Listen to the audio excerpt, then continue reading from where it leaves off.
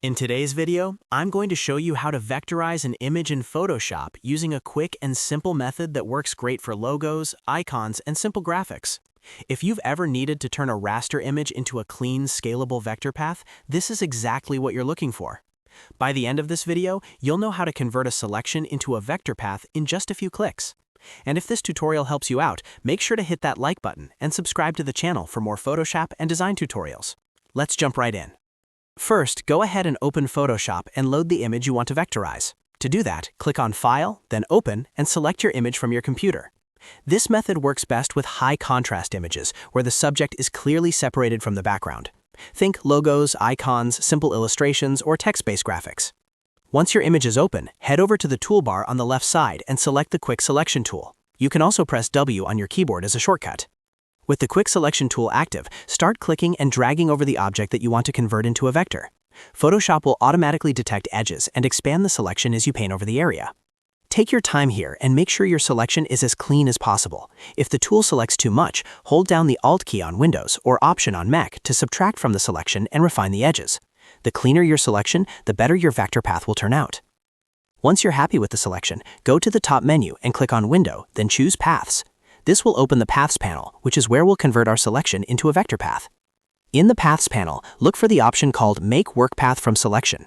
Depending on your Photoshop layout, you may need to click the small menu icon in the top right corner of the Paths panel to find it.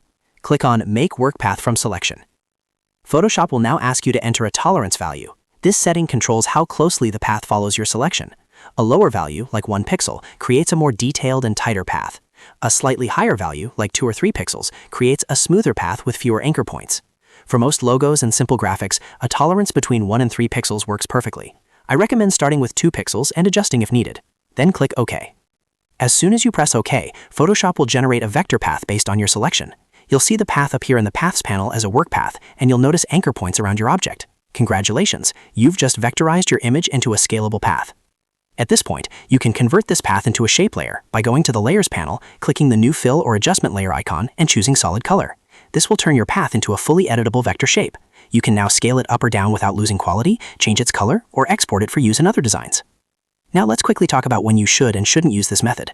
This technique works best for logos, icons, simple illustrations, and text graphics, basically anything with clean edges and clear contrast. However, it's not ideal for complex photos, portraits, or highly detailed images.